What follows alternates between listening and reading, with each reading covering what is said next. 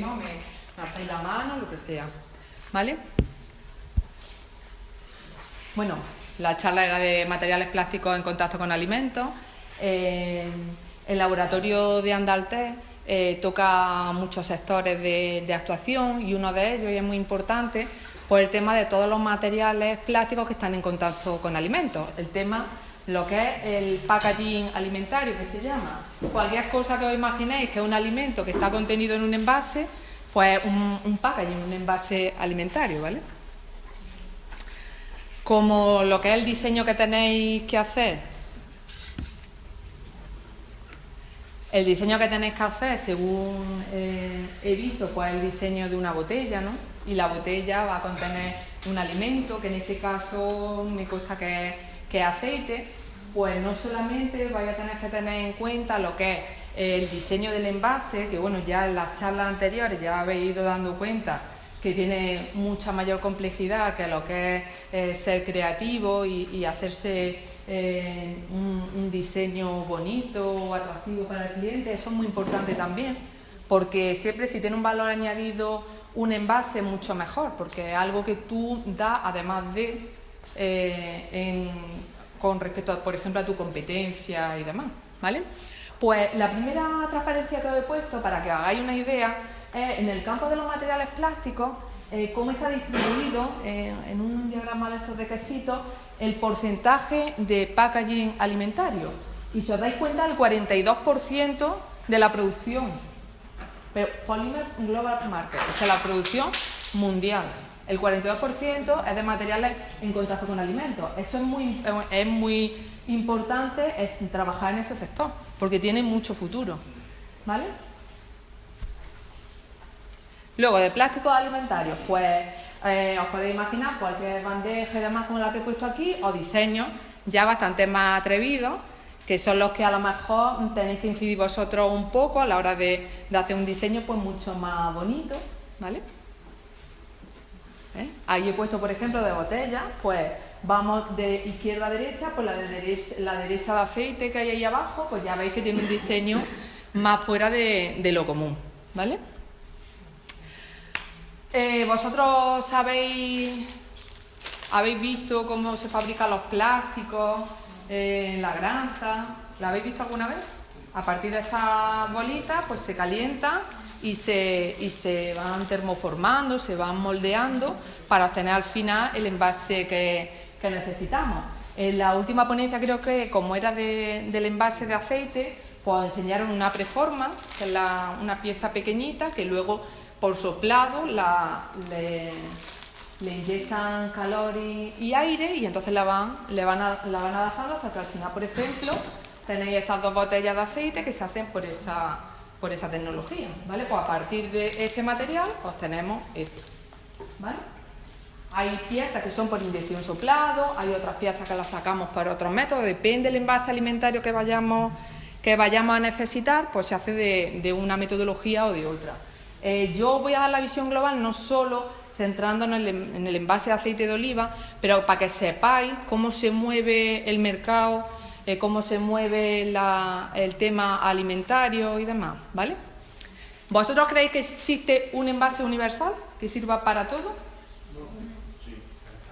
Antes estaba, cuando a lo mejor hace 10 o 15 años, pues como que no había tanto desarrollo en los materiales plásticos y casi cualquier envase valía, o sea, una botella no es lo mismo que un Tupperware, pero antes nos vendían en los lineales de los supermercados, veíamos los envases pues muy comunes, sin apenas desarrollo, pero en los últimos años no sé si habéis visto que, por ejemplo, muchos de los envases son listos para llevártelos a tu casa y calentarlos en el microondas o calentarlos en el horno, listos para comer, ensaladas que ya vienen preparadas y demás. Entonces eso ha evolucionado muchísimo.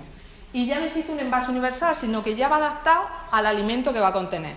Entonces nosotros, antes de diseñar, tenemos que saber el envase con que va a estar en contacto, ¿vale?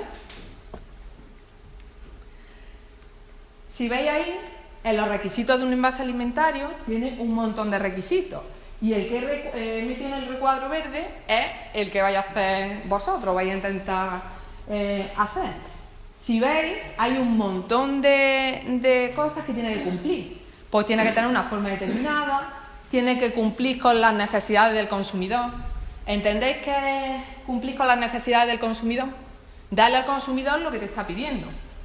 Porque tú puedes hacer un envase a lo mejor muy bonito, pero que luego al final dice el consumidor, es que a mí esto no me sirve para nada.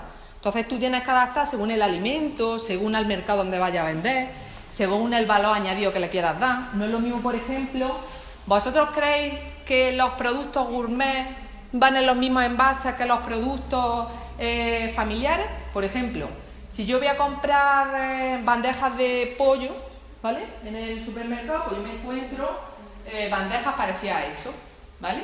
Pues unas bandejas normalicas, que son baratas, ¿vale? Pero sin embargo, si yo voy a vender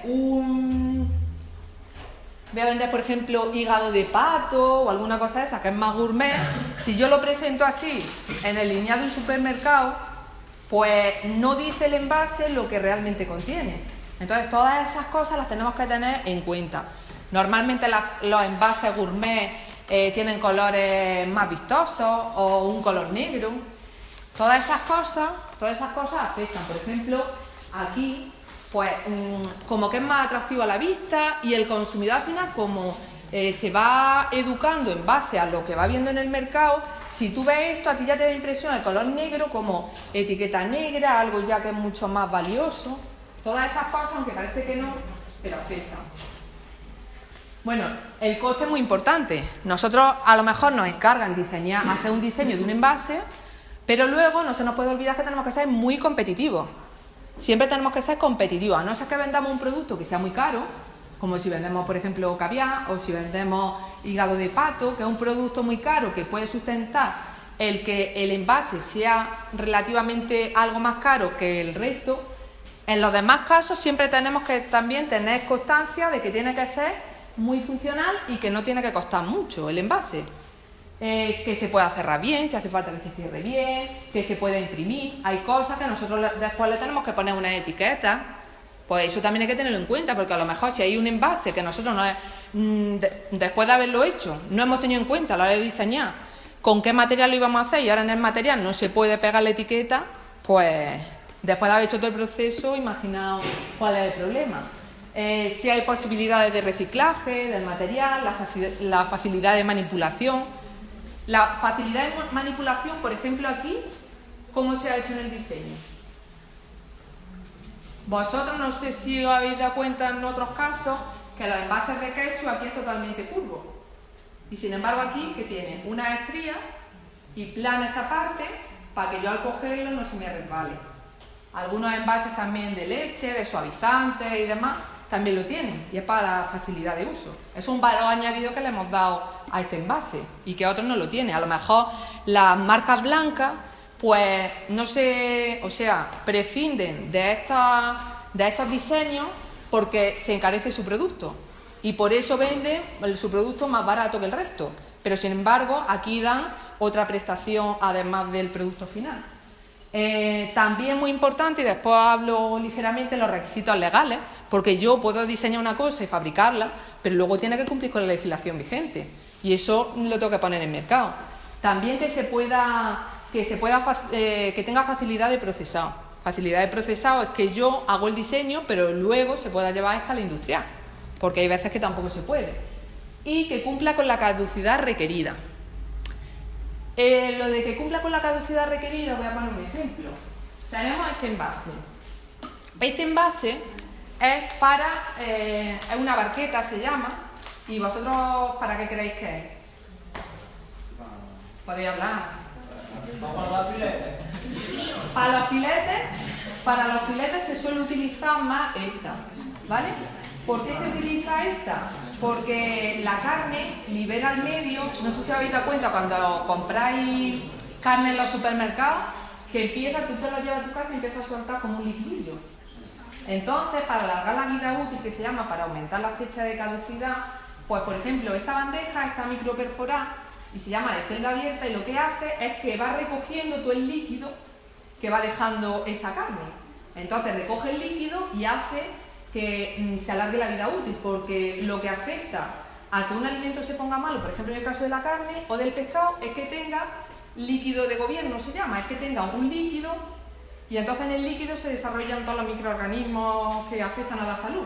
Entonces si tú te lo chupas, pues ya no te va a alargar más que se ponga malo, ¿vale?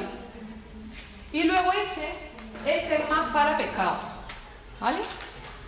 En el diseño han tenido en cuenta, si veis, que va con muchas estrías. Con muchas estrías y que hace la misma función que esto. Este lo absorbe, este envase, os digo por si en vuestra casa lo tenéis, este envase no lo podéis volver a utilizar. Porque como ha absorbido el líquido ese, pues no lo dejáis, que si no, luego con el tiempo también huele mal y demás, pero porque ha absorbido todo ese líquido.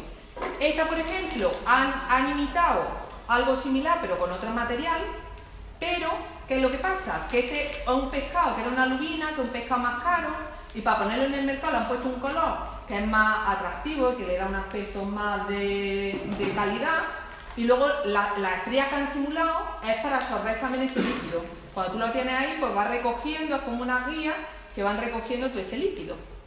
Y luego este envase, para alargar la vida útil del pescado y algo también de productos caros, y para poder, por ejemplo, si fuerais a exportarlo fuera de España, que por ejemplo el caso que tenéis es para exportar la botella de aceite fuera de España, pero el aceite no es un producto que salvo el enraciamiento le afecte mucho, es para largo uso. Pero por ejemplo el pescado, a lo mejor tú vas a comprar a la pescadería y el pescado te dura 2 o 3 días. Para alargar la vida útil un poco, ¿sabéis lo que hacen? Es envasar en atmósfera modificada. Atmósfera modificada es que le meten unos gases al envase que son normales, que le meten nitrógeno, combinación de nitrógeno, oxígeno, pero no el aire tal cual lo tenemos, sino que ya se combinan la cantidad de gas que a nosotros nos hace falta para alargar esa vida útil. Entonces veis, hay un trasfondo en cada envase que podéis ver normal y corriente, pero tiene bastante trasfondo, ¿vale? Bueno, los tipos de envases plásticos, pues según su forma, pues podemos tener botellas, podemos tener film, según su característica. Si os dais cuenta, a la hora de diseñar también hay que tener en cuenta si es flexible o si es rígido. Porque en base a que sea flexible o rígido tendrá que coger un material u otro a la hora de diseñar. Y a la hora de diseñar, coger un material u otro, en las simulaciones y demás, también voy a tener que tener en cuenta el material. No sé si le habéis hablado o saben algo del tema de simulaciones. Antes de llevar a nivel industrial una producción, por ejemplo, vosotros vais a diseñar la botella, ¿vale? La botella de aceite. Pues ahora, si yo he elegido, que normalmente será con PET, polietileno-terestalato, pues yo puedo hacer, en base al diseño, una simulación.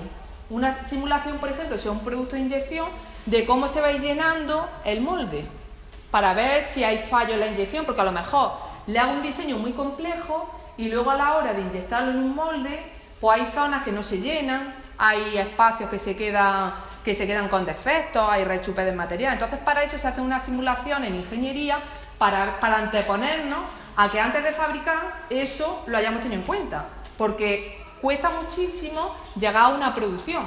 Entonces no podemos fallar en el último paso, tenemos que anteponernos a eso. Entonces eso también es importante, definir de primera el material, no una vez que he hecho el diseño, después elijo el material, no, tiene que ser antes. Y el alimento, por supuesto, con el que va a estar en contacto.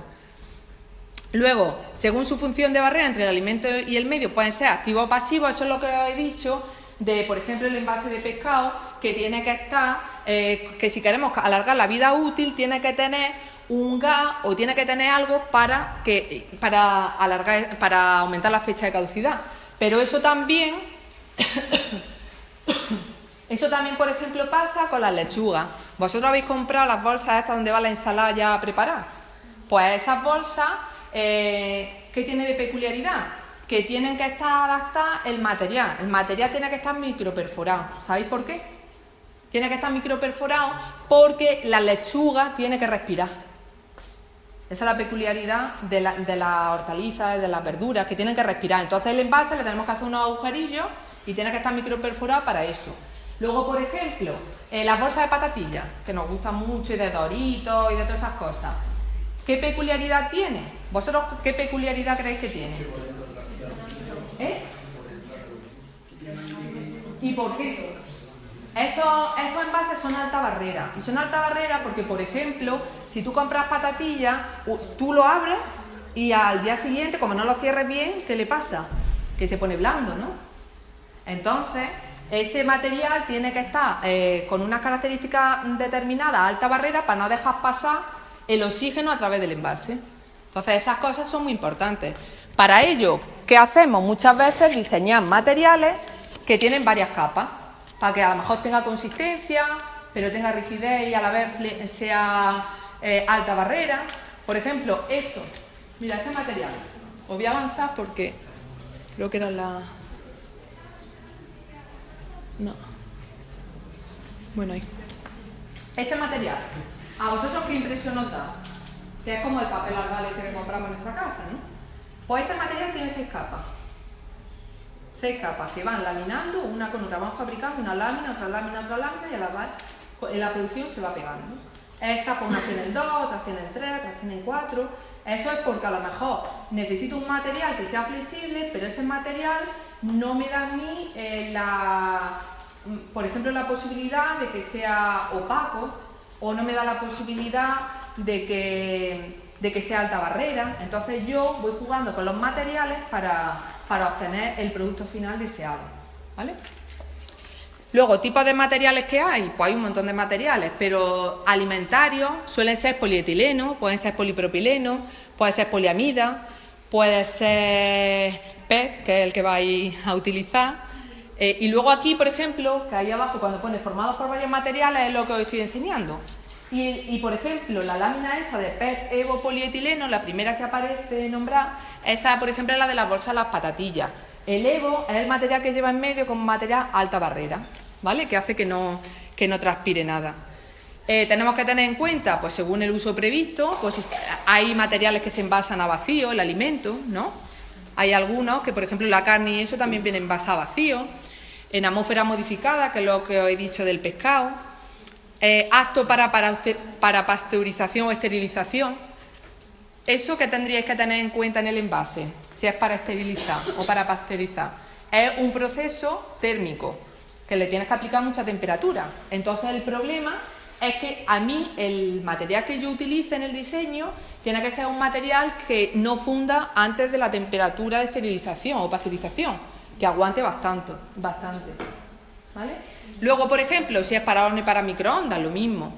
Si es apto para refrigeración y congelación. ¿Vosotros qué creéis? ¿Que es menos delicado un alimento congelado? ¿Y que el envase da igual el que pongamos para congelar? Vosotros no sé si os ha pasado, pero a mí, por ejemplo, hay veces que meto un tupper en el congelador y cuando lo saco se me cae sin querer. Y cuando voy a cogerlo hay 40 trozos del tupper en el suelo. Eso es porque el material plástico normalmente una de las desventajas que tiene es que se vuelve muy quebradizo a bajas temperaturas. Entonces para materiales para uso de congelación tendríamos que tener en cuenta un material que sea apto para congelar, ¿vale? Para que aguante esas temperaturas. Luego para aptos para lavavajillas, pues también cada vez se están desarrollando más materiales. Y vosotros, por ejemplo, si compráis un tupper, pues normalmente aquí vienen unos iconos y que os dan la información de para qué se puede utilizar. Sobre todo los tuppers estos de uso repetido. Pues te dice si es apto para lavavajillas, si es apto para horno. Y tú ya sabes, tú miras aquí los iconos y tú ya sabes para qué lo vas a utilizar o para qué lo puedes utilizar. Porque también hay veces en que metemos el tupper en el microondas y cuando lo sacamos está derretido. Entonces esas cosas son esos hándicaps. Vale. Ligero. Bueno, ¿sabéis las ventajas y los inconvenientes que tienen los materiales plásticos? Las ventajas que tienen es que es muy versátil, que es inocuo, que es muy flexible, tiene un montón de características buenas, pero también tiene algunas malas. Y algunas malas es el problema de reciclaje. ¿Por qué problema de reciclaje? Porque yo, si tengo una botella sola de PET, esto sí se puede reciclar, pero si tengo este material que tiene 6 capas, pues no lo podemos reciclar. ¿Por qué? Porque tengo que separar capa a capa y entonces es un problema gordo. Y luego otro problema es la migración de sustancias. La migración de sustancias es que el plástico es una macromolécula, es una molécula muy grande. Pero el problema que tiene para la salud es que también tiene aditivos, tiene plastificantes, tiene un colorante, para que sea verde le tengo que echar un colorante. Entonces eso es lo que puede afectar a la salud. Y eso hay que controlarlo muy bien. Y para eso hay que cumplir la legislación de donde lo vayamos a fabricar o donde lo vayamos a vender. ¿Ok? ¿Cómo se asegura que no son peligrosos para la salud humana? Yo ya estoy terminando. ¿Cómo aseguramos que no es peligroso? Yo ya he hecho mi diseño, yo ya he tenido en cuenta el material con el que voy a fabricar, que sea agradable al consumidor, que pueda contener el alimento que yo quiero. Pues ahora lo siguiente que hay que hacer es cumplir con la legislación vigente. Y para eso, si es a nivel de Europa, hay que cumplir el reglamento que pone a la derecha, el UE 10/2011, que es sobre materiales plásticos en contacto con alimentos. Digo por si también necesitáis aportar información al respecto de la legislación que tiene que cumplir el envase que hagáis. Y luego, lo que sí os he puesto ahí también es la página, porque creo que a Estados Unidos el envase tiene que ser apto en Estados Unidos. Os he puesto, que eso ya es que como lo vi en las bases del concurso y demás, os he puesto así los pantallazos de la FDA, que es la Food and Drug Administration, que es como el organismo que regula todos los materiales plásticos que van a estar en contacto con alimentos en Estados Unidos. Entonces yo a la hora de exportar, yo no puedo decir, fulanico, que te vendo esto y que te lo mando. Si yo hago eso, en la frontera me lo van a parar. Entonces yo antes tengo que ver qué legislación tengo que cumplir y qué ensayos tengo que hacer en el laboratorio, que esa es la parte, por ejemplo, que nosotros de Dandalté hacemos. Nosotros somos laboratorio acreditado para hacer ese tipo de ensayos, y una vez que hacemos esos ensayos ya se aporta al organismo europeo o a Estados Unidos, a China, Japón, donde vayamos a venderlo. Pero primero tenemos que ver la legislación para poder cumplirlo. Ahí están los pantallazos de la página y ya está, vamos. Y alguna sustancia sujeta a limitación, pero eso no es importante. O sea, ahí no hay tiempo.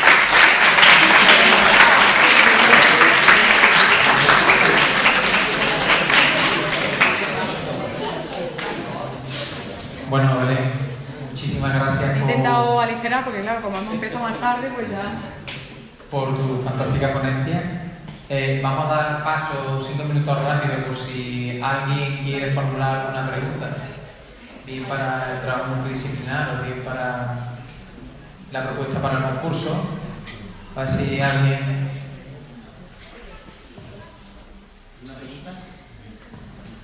Es ya tarde.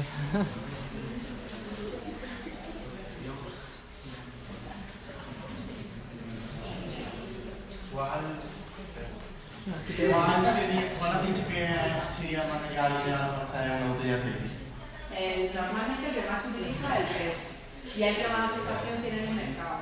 Luego también es importante el material, un material que tenga capacidad de amortiguación alta, porque si no, imaginaos un material que en cuanto que haga así, pues se me rompa, y tratándose de aceite. Un material también que acepte el que se le hagan formas para clipar o para enroscar, ¿vale? Eso, el PET lo cumple todo eso. Un material de alta transparencia.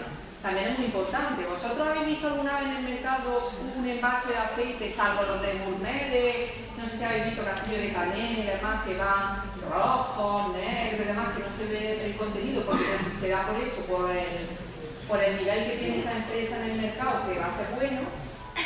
No sé si habéis visto alguna botella que no sea transparente. Todas son transparentes porque en el aceite el consumidor necesita ver el aceite. Yo he visto una, pero no es transparente, pero el color es azul. Sí, también va a semejar el color de la fusión y demás, pero normalmente los que son gourmet, los que son caras, esas no van transparentes, pero todas las demás suelen ser transparentes. Belén, un par de preguntas que yo quería formularte, porque en la edición pasada ya surgió esa duda. En primer lugar, si hay una horquilla de espesores para una botella, teniendo en cuenta de que para el concurso de 500 mililitros, si se maneja o se baraja una horquilla de espesores de ese plástico. Y en segundo lugar, como tenemos el problema de que, la denominación de origen, lo que van exigiendo es que para el aceite, efectivamente es un valor añadido que se pueda ver el producto, pero por otro lado, el aceite a la luz, como sabes, entonces tiene que ser translúcido. Como hemos dicho, opaco. encarece mucho el producto. En cualquier caso, es factible hacer una botella en la que tenga un visor, un pequeño visor donde se pueda ver el producto, y luego que el resto de la botella tenga ese colorante para que Bueno, sea... pues ya lo saben más que yo, eso sí que casi bastante, porque no es un...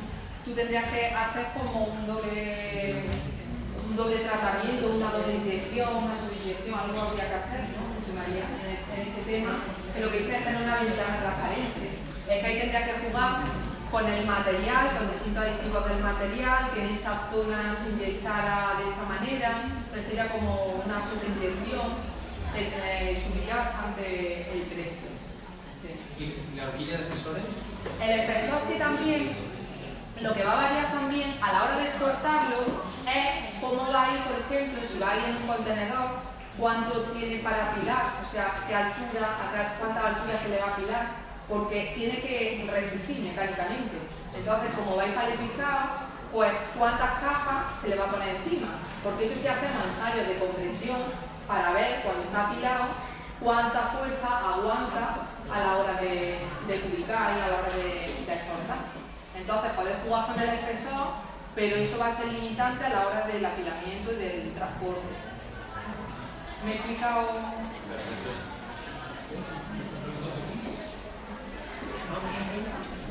Sí. Si hay algún tipo de bioplástico que se esté utilizando actualmente en el mercado.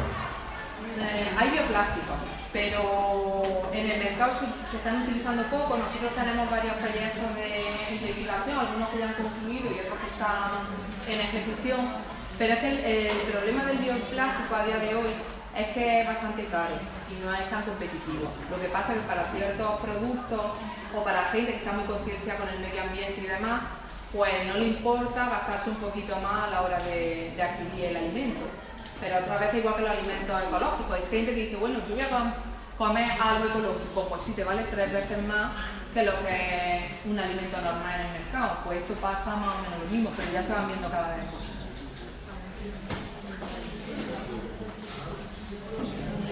Bueno, pues si no hay más cuestiones, vamos a pasar a tener un detalle con la ponente.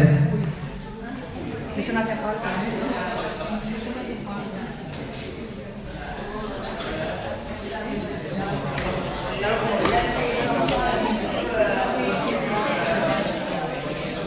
¡Ay, qué bien!